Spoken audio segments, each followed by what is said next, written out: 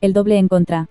A los 18 años del rey Jeroboam, reinó Abías sobre Judá, y reinó 3 años en Jerusalén. El nombre de su madre fue Micaías, hija de Uriel de Gabaa, y hubo guerra entre Abías y Jeroboam. Entonces Abías ordenó batalla con un ejército de 400.000 hombres de guerra valerosos y escogidos, y Jeroboam ordenó batalla contra él con 800.000 hombres escogidos, fuertes y valerosos. Segundo libro de Crónicas 13 del 1 al 3. En los 3 primeros versículos del capítulo 13, el cronista nos presentará a Abías, el sucesor de Roboam, quien fuera su hijo predilecto. También nos presenta a su madre, Maaca, aunque en la versión Reina Valera en este caso se la llama Micaías. Ya desde el inicio se muestra un escenario conflictivo entre Jeroboam y Abías, por lo que ambos se levantaron en guerra. Llama la atención el recuento de hombres con los que contó cada cual para la batalla, y es que si Roboam tenía alistados a 400.000, Jeroboam llamó al doble en su contra. El reino de Judá era notablemente menor en población y en extensión que el reino de Israel. Aún así Jeroboam no escatimó ni en hombres ni en estrategias, por tal de llevarse la victoria asegurada. Durante el transcurso de la lectura en este capítulo iremos viendo el desarrollo y el desenlace de este conflicto. Mientras tanto usaremos el detalle de la diferencia numérica entre las tropas de uno y de otro, para extraer de aquí nuestra reflexión devocional.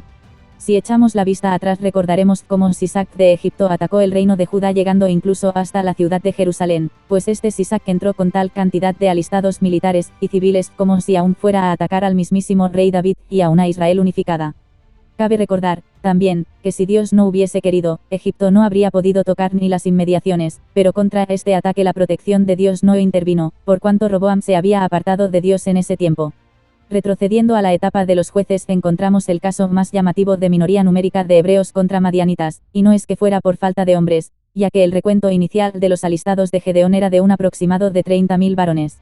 Sino que Dios mandó hacerles pasar por un proceso de selección tal que de esos 30.000 quedaran solamente 300. El propósito de esta exigente tría era el de evidenciar la mano de Dios en la batalla, y su gloria en la victoria. Y Jehová dijo a Gedeón, el pueblo que está contigo es mucho para que yo entregue a los madianitas en su mano, no sea que se alabe Israel contra mí, diciendo, mi mano me ha salvado. Jueces 7:2. El relato bíblico veterotestamentario enfoca el mensaje desde la nación de Israel y lo acontecido en ella, tocante al propósito de Dios y a su desarrollo hasta el cumplimiento de la promesa.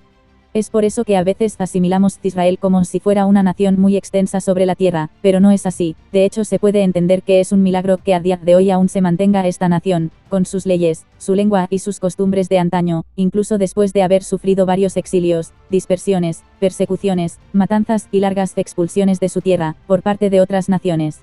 Y es que el plan eterno de salvación y del reino de Dios implica directamente a esta nación, por cuanto fue Dios mismo el que la formó desde Abraham, y a través de la cual se expande la gracia de Dios a todo el mundo, por medio del Mesías, el Señor Jesucristo, por tal motivo, y por mucha fuerza que pueda ejercer el mundo entero en contra de Israel y de su capital, Jerusalén, jamás podrán derrotarla, así está escrito, y así se cumplirá. Y de Israel nació el Mesías, Dios hijo hecho carne y habitando entre los hombres, que viniendo a morir como cordero pascual, clavó con su cuerpo todo el peso de nuestros pecados en la cruz del Calvario, aquel peso que nos condenaba a muerte, y él pagó. El consumado es confirmó la victoria sobre la acción del pecado y de la muerte para todo aquel que en él cree y tiene por Señor y Salvador personal, porque además, no solamente murió, sino que resucitó después de 3 días sepultado, y compartiendo con sus discípulos durante 40 días más, ascendió a los cielos y nos entregó al Espíritu Santo, sello y morada a todo nacido en Cristo. Se dio entonces el nacimiento de la Iglesia, y el propósito de Dios para con ella que la hace prevalecer sobre los tiempos en este mundo, y hasta que el Señor lo permita, según el cumplimiento de la promesa de su reinado sobre la tierra. Propósito que trata de la portavocía del Evangelio de Jesucristo al mundo, para la salvación de las almas. Porque milagrosa es también la existencia y el crecimiento de la Iglesia sobre la tierra, teniendo en cuenta que, desde sus inicios, no fue poca ni lo es, la fuerza que invierte el adversario en tratar de destruirla.